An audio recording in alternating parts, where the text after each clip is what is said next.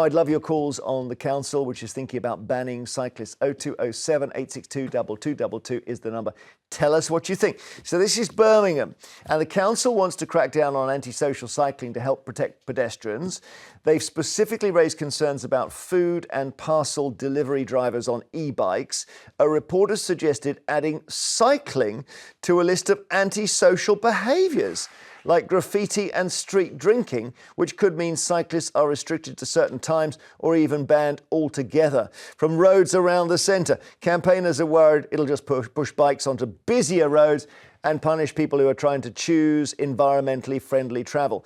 I'll give you an example just before we go to our panel. I cycled in this morning, and I'm going to show you this footage. Just let's run it, and I'll show you. This is an example of what people are dealing with. So here am I it's the bus lane is all I get to go. You'll see a light behind me. I don't know what that is. I'm not aware of it. And when it comes past me, I'm going to freeze it. We can have a closer look. What is that guy doing? And the answer is he's on some sort of seat on a scooter. Yeah. No, it's not even a scooter. It's a skateboard. Just gone through a red as well. Yeah, he went through a red light as well. So, and he's not got any lights on the back of his thing at all there. And I'm thinking, he's a bit vulnerable on a road. So this goes both ways. He's not allowed to use that, Tessa, but at the same time, you don't want him to be in a road like that. No, he's a hazard. Yeah, but funnily enough, I don't think that this new mooted rule change in Birmingham is focused on the likes of that individual. I think they've much more keenly got in their sights your worker bikes with your delivery box on the back, those big, quite heavy, go fast, get the job done cyclists. And but they may not even be cyclists. Some of those seem to be riding almost electric motorbikes. Some of them do have a small motor. Well, or I don't know even they're e-bikes, aren't they? Yeah, so I think, look, if it's in my Harlow where I live, there's a precinct in the town centre, it's pavement only, and you do get scooters and bicycles driving, cycling on that. They shouldn't be doing that. But if it's a road, we shouldn't be stopping and building more precincts and stopping cyclists from on roads. The only thing I would say, and I hope that you don't mind too much, Jeremy, and you might invite me on this programme again. I drive every day. I drive from Harlow to London, and every single day, without a doubt, there are cyclists who go through red lights, and it really annoys me. They come across the front of the car often without indicating. You have to be absolutely, when you're driving, really concentrate, because I always worry about hitting a cyclist. And I just don't understand why, if the law applies to me for not going through a red light, why it doesn't apply to Well, you could say the same for pedestrians. Oh, God, now, yeah, you've got me arguing. But it happens this is classic. It happens because you all want the time. You want pedestrians to wear number plates as well, or? No, but I think it's more, pedestrians, of course, should follow the law when they're crossing the road.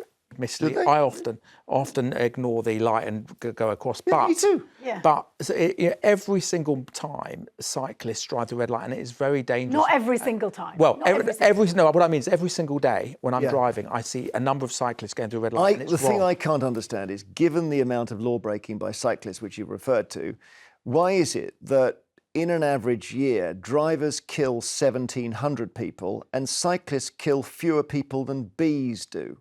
Yeah, but that doesn't mean that cyclists should be able to break the law. Because what you're then saying is, yes, because relatively little harm is caused compared to a big, ginormous car, which is clearly obvious. Yeah. Therefore, a cyclist should be able to break the law with impunity. That's wrong. No, I'm not impunity. I mean, I don't go through red lights. Yeah, and it's not comparing like with like. Is it actually what they're doing is putting cycling on a par with graffiti? And where I live, sometimes there are groups of predominantly lads on bicycles, and you just know they're not going off to paint the chapel. Okay, do you know what I'm saying? No, right. I don't know what you're saying. You're working off stereotypes here.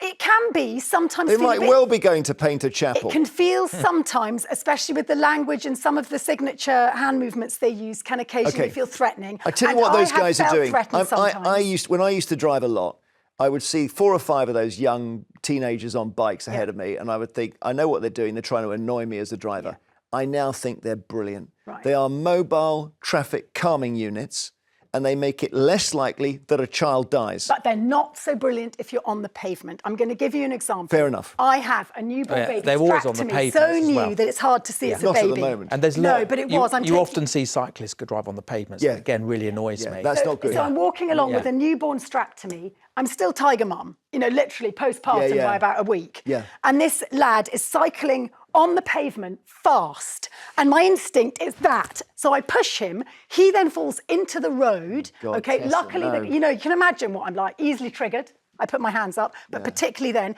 he then throws his bike to the side, gets me by the scruff, pins me, against the wall, doesn't see I've got a baby attached to me because it's, you know, it's kind of hard to see.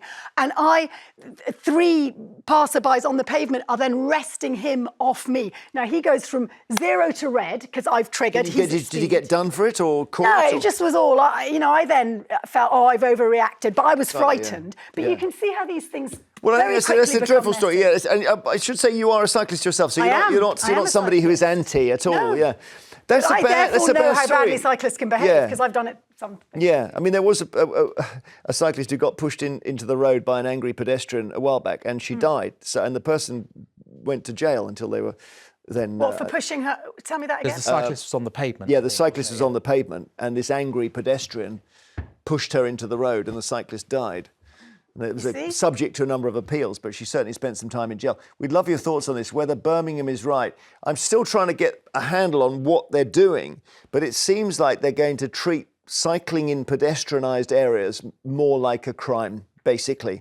And, where I think, probably we all agree, some of these, they're not even e-bikes. I've got an e-bike myself, and it goes, after 15 miles an hour, the motor doesn't work. That's the law. Some people have got, I don't know how they've got these bikes, which are, they are essentially like motorbikes. They're silent electrical motorbikes, and they're riding all up and down cycle lanes, and they are often delivering as well. And I suspect that's what is behind the Birmingham thing. But it's a really interesting one, isn't it, Robert, where the law is, talking later on about Parliament and the rules in Parliament and how fusty-dusty it is. It hasn't worked out how to deal with these new forms of transport. Yeah. And in some ways I want people to use electric stuff. I want people to cycle. Before my legs got worse, I used to cycle all the time. So I love it. I'm not anti-cycling. I know. But you do have this problem in precincts with the scooters driving past, often kids in hoodies, which is scary, especially for elderly people, and the bikes, which have got electric stuff on them now, so they're very fast. And people just whiz through. I haven't seen many Deliveroo and Uber drivers do it, to be fair.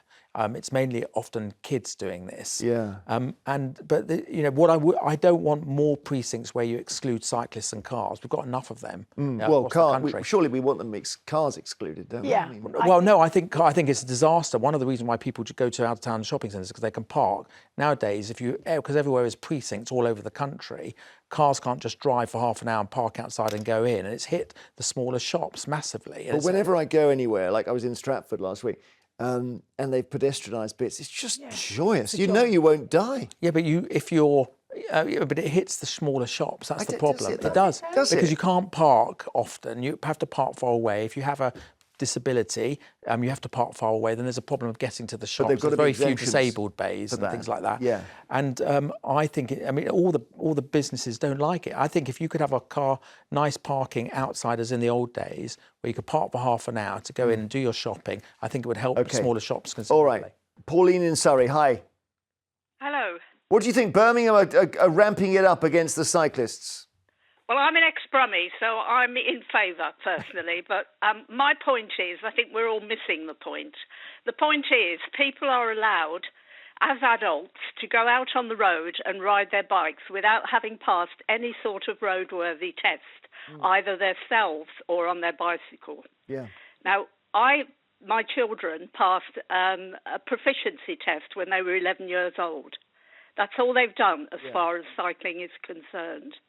Why is there not some form of testing for people before they can go out on their bike and ride around?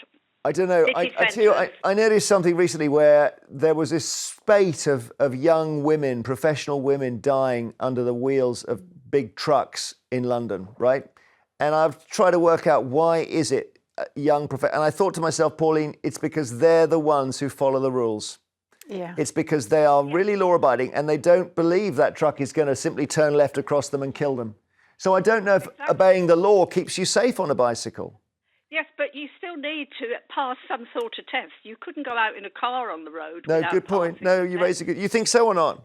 I think the problem with that is it would deter people from getting on their bikes, and we Yeah. desperately need to. We've got obesity, we've got pollution. The point is the upward trend, the uptick of cycling, which there has been, ownership of bikes has increased, is a good thing. But you're right, those who are too law-abiding rule out instinct, and you've got to be quick on your pedals Okay. if you're Going on. Pauline, through, thank you start very going much. through red lights. Yeah, you don't. Yeah, there's been some research saying that more drivers do it than cyclists, but even I doubt that. Pauline, thank you, and thanks for all your calls. After the break.